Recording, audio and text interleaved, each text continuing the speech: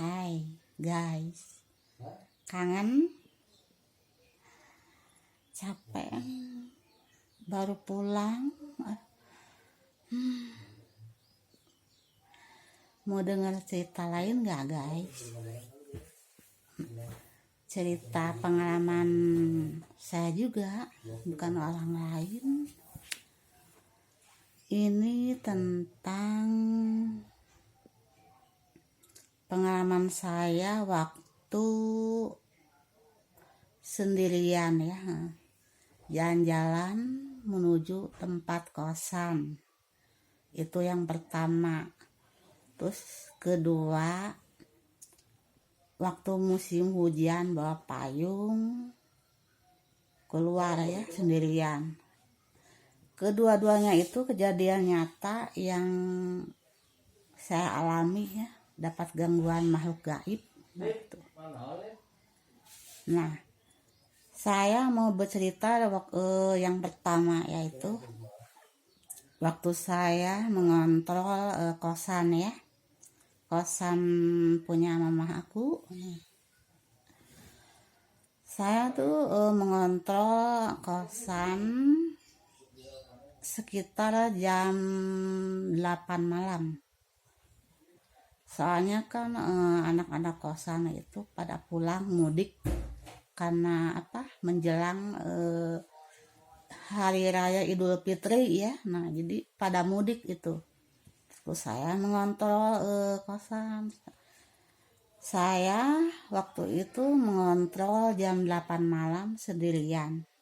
Nah, saya waktu itu mengawasi kosan dari lantai bawah, terus pandang saya ke atas, ke lantai 2, ke bagian tangga ya, saya awasin. Suasana memang terasa masa sunyi, sepi banget gitu. Sepi banget ya, anak-anak pada pulang mah begitu sunyi gitu. Dan di saat saya memikirkan hal itu, dan saya juga merasakan ada sesuatu yang mengawasi saya gitu.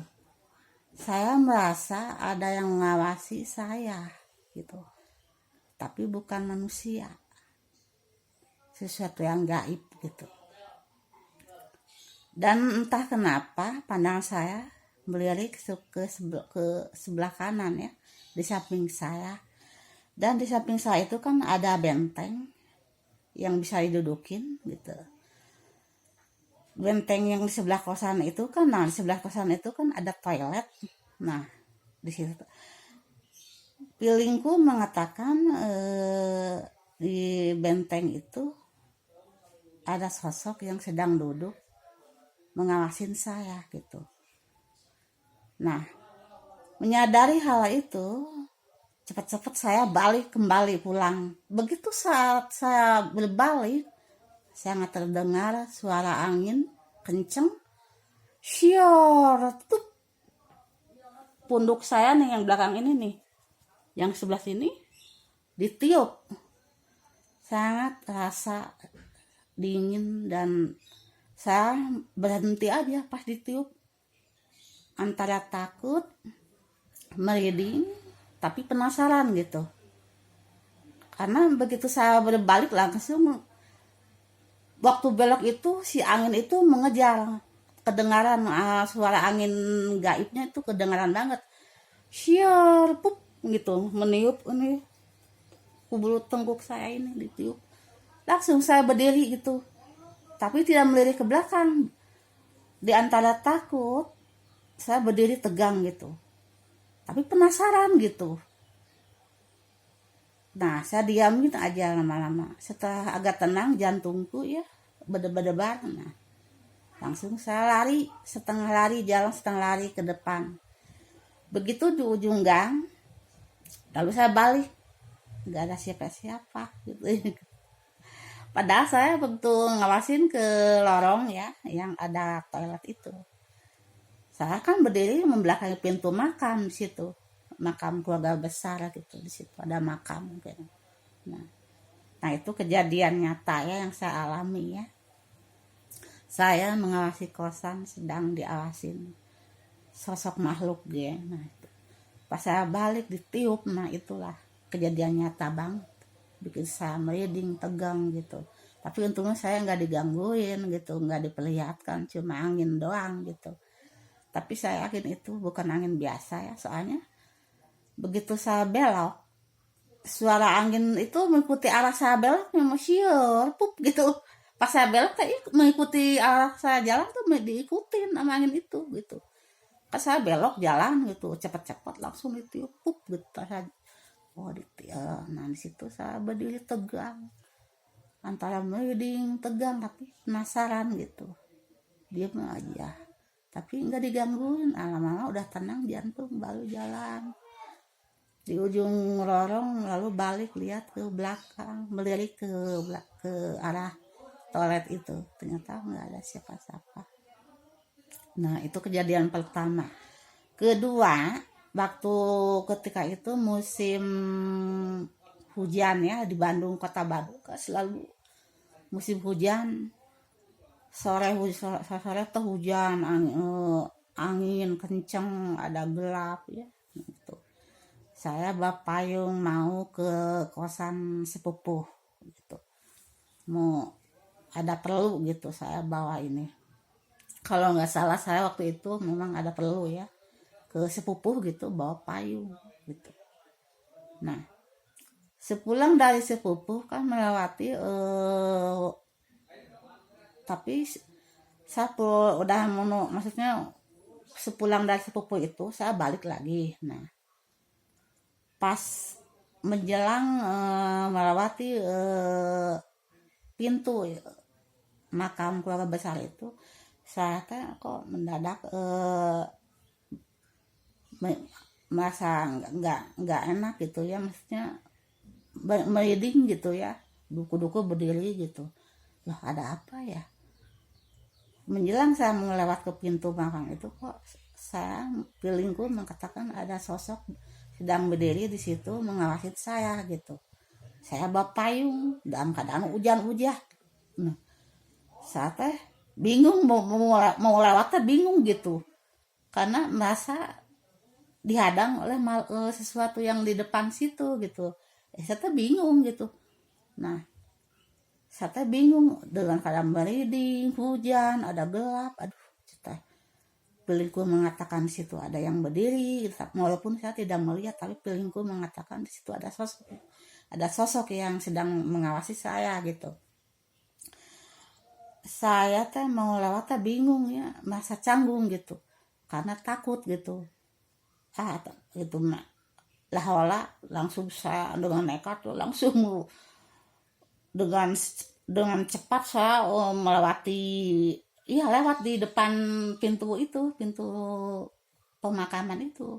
Nah, yang saya merasakan ada sosok di situ sedang berdiri gitu, asal langsung aja lewat situ, begitu aja langsung secepat kilat saya setengah berlari.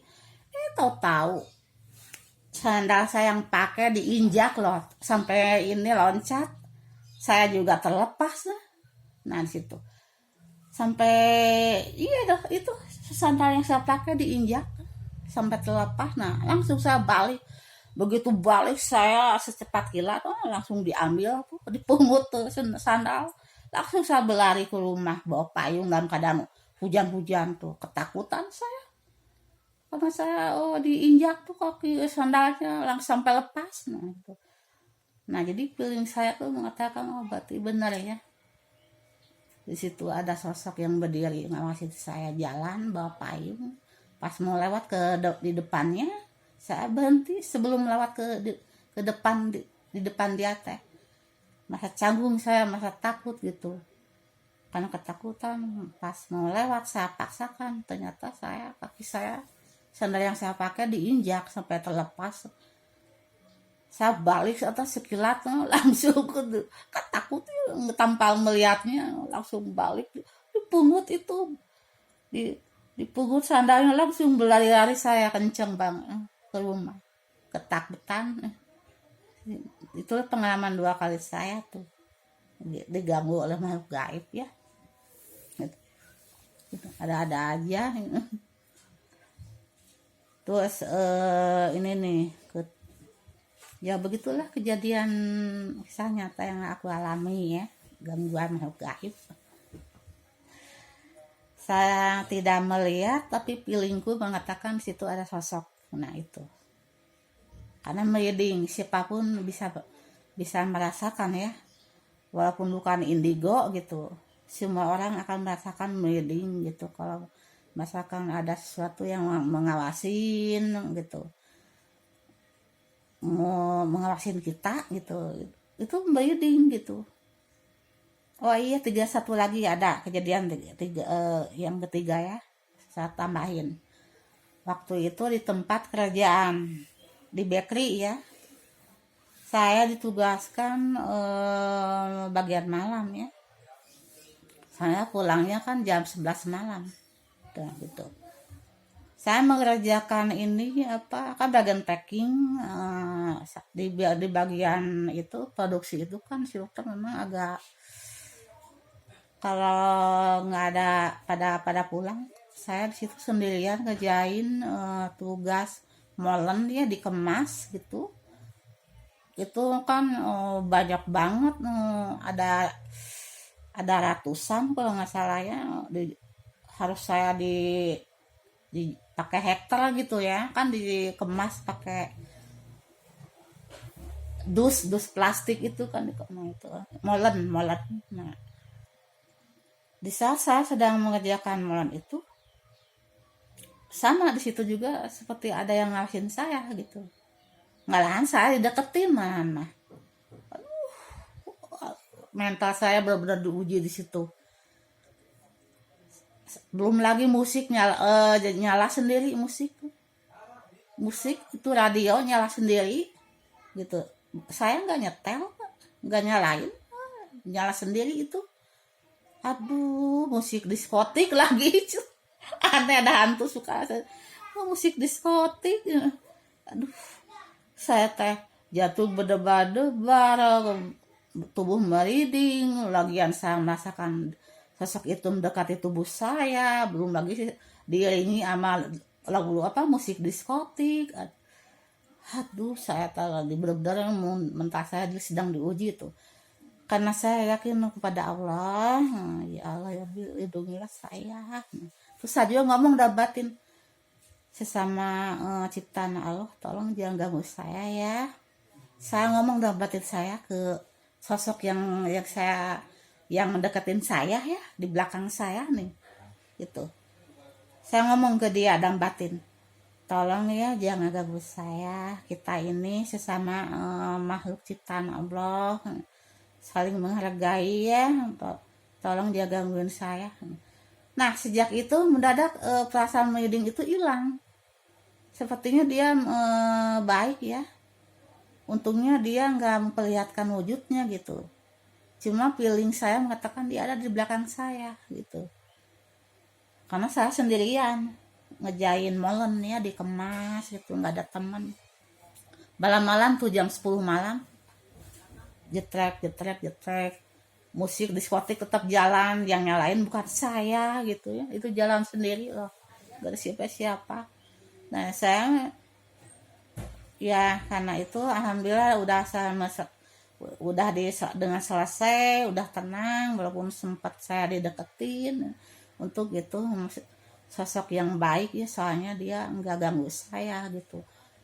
Sejak batin saya mengatakan tolong ya jangan ganggu saya, kita ini sebagai sesama makhluk ciptaan Allah ya, kita saling menghargai.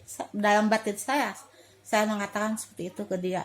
Dan saya juga mengatakan, baca ayat-ayat suci juga dalam batin saya kepada Allah ya, supaya tidak digangguin, jangan sampai saya ini kesurupan gitu. Alhamdulillah saya selamat ya, nggak ada gangguan apapun, walaupun sempat merinding, dideketin gitu. Untungnya dia baik sama saya. Tapi ada loh kejadian nyata ya, teman saya yang kerja siang itu, si ketua ini, bagian ketua cookies, Dia itu mungkin karena orangnya rese kali ya, dan orang centil ya, gitu. Udah punya suami, terus dia berselingkuh dengan sesama rekan kerja. Mungkin makhluk gaib juga nggak suka sama manusia yang suka selingkuh kali ya, mungkin. Nah itu ketua kukis itu tidak akan saya sebutin namanya ya, katakan aja namanya si N aja ya. Nah itu dia itu udah punya suami, nah berselingkuh dengan ketua parkiran gitu. Sama si orang itu juga, si ketua parkiran juga udah punya pasangan gitu ya. Mereka itu masing-masing udah punya pasangan, tapi kok dibalik pasangannya berselingkuh gitu. Mojok lagi, orang anak buah lagi sibuk pada kerja, ini ketua masing-masing ketua pada mojok. Coba pada mojok, bayangin di loker, di tempat penyimpanan ini barang, nah di situ pada mojok, anak buah pada sibuk, ini mah ketua mojok, ketua-ketua pada mojok. Mungkin makhluk gaib juga nggak suka ya sama manusia-manusia yang seperti itu gitu, yang tidak jujur, tidak disiplin gitu ya, manusia picik kayak gitu. Nah makanya, nah karena kebiasaan si N itu suka apa, kerjaannya cuma ngawasin doang, banyak ngomong gitu, mojok lagi, segala sesuatunya lebih banyak dikerjakan oleh anak buah. Nah lama-lama entah dia karena ucapannya atau entah kan karena sikapnya ya, dia itu kesurupan loh, kemasukan bahluk di sana, di tempat bakery gitu yang kemasukan, ngomongnya juga ya gitu, dia kemasukan ngomongnya ngaco gitu ya. Terus lama-lama dia pingsan, udah kesurupan teh gitu. Dibawa ke ini, ke musola, di musola dia ditidurin. Nah ya aku sebisa mungkin ya deket, karena ketua kukis itu baik sama saya gitu ya, walaupun dia orangnya gitu ya, suka karena cara apa, memang baik sih dia sebetulnya sama saya nih, walaupun cerewet juga ya, baik gitu gitu. Terus yang lain mah cuek, fokus ke tugasnya. Kalau saya mah enggak, bantu dia untuk menyembuhkan dia, supaya bangun dari pingsannya gitu. Terus saya baca-baca sebesar mungkin gitu ya, bahwa saya bacakan doa buat dia supaya dia terbangun dari pingsannya itu gitu. Ada juga sih itu maksudnya pegawai lain gitu ya, dari salon itu juga meledek nah, ke si ente. Nah kuna ngomong naon gitu, jadi istilahnya dia tuh ngajak ngomong ke si hantu yang nyusup ke si N itu gitu. Geus atuh keluar kalunya cenah ngomongnya gitu ya, ada cowok bencong juga dia tuh. Terus apa, jadi lagi berdoa tuh jadi nggak fokus, nah diulang lagi gitu. Nah setelah saya mendoakannya dia ya, mau supaya dia itu bangun sadar, terus lama-lama ya dia siuman. Nah, pas siuman teh semua anak buahnya pada ngomong, ih kabun mah narese kesurupan teh deh, ngacapu kemana wae ngomong teh. Jadi ngomongnya itu kemana aja, ngacapu gitu ya, ngacapluk kemana aja gitu ya. Terus pokoknya mah orang kesurupan kamu rese gitu. Si N bilang, kenapa bukannya di film atau bukannya di kamera, kok aku pengen tahu, sampai dia tuh ketawa-ketawa gitu ya ke anak buahnya. Udah tahu saya kesurupan, kenapa tuh nggak direkam sekalian, ngomongnya kayak gitu. Pengen tahu saya cina gimana saya waktu kesurupan, kata dia kayak gitu. Terus saya juga jadi tersenyum juga, dia tuh tawa-tawa sama dia gitu. Ya udah Nuno, kamu awalnya kenapa dia sampai kemasukan, dia nggak tahu, udah sate ngobrol situ di loker lah gitu. Nah udah saya duga dia mungkin mojok, mungkin digangguin sama makhluk gaib, mungkin makhluk gaib nggak suka sama orang yang mungkin kerjaannya banyak mojoknya, segala sesuatunya mengadakan anak buah. Nah kesalahan dia itu begitulah. Kenapa saya ngatain si N baik ke saya, karena dia itu baik banget. Saya lagi butuh ini ya, bantuan kerjaan saya numpuk gitu ya, dibantu sama dia gitu. Saya kan di bagian packingnya, kalau si ketua cookies itu beda jurusan dengan saya itu. Dia di ketua cookies kan ada anak buahnya, dan saya juga di bagian packing ada ketuanya juga gitu. Nah baiknya si N itu ke saya, dia suka bantu saya. Ke saya sibuk banget ya, sampai sholat juga ya telat harinya, jam 12, ini jam 1, jam setengah 2, karena kerjaan numpuk gitu. Kadang suka dibantu sama si N itu. Nah itulah kejadian nyata yang saya alami, dan kejadian nyata yang di tempat kerjaan juga ya, yang hampir waktu saya tugas mau hampir digangguin, enggak, untungnya enggak digangguin, tapi anehnya ketua kukis yang kena. Kamu gitu, itu hantu baik, gak suka sama orang yang banyak bolos ya gitu. Nah itulah, jadi waktu kerja teh selalu mengandalkan anak buah aja, padahal dia juga punya tanggung jawab juga gitu ya. Waktunya jangan pakai mojok atuh, dia mojok sama ketua si parkir, ketua parkiran gitu. Dia sama Sian itu sama-sama punya pasangan, sama-sama nggak disiplin gitu. Akhirnya lama-lama ada yang laporan juga ya ke bos. Karena apa? Akhirnya Sian karena dia melanggar ya, ketahuan sama si istrinya si ketua itu. Si ketua parkir ya kan punya bininya. Nah si bininya itu melabraknya si N. Akhirnya si N dipecat dari kerjaannya itu. Iya, dia dipecat sama bos karena si istrinya si ketua parkiran itu deket sama si bos gitu, kenal banget sama si bos. Maksudnya di situ adalah si bos itu bos wanitanya deket sama istrinya si ketua parkiran, deket gitu. Makanya minta ke istrinya bos itu, tolong tuh si N dipecat aja lah. Nah dia godain suami saya seperti kayaknya gitu. Makanya sih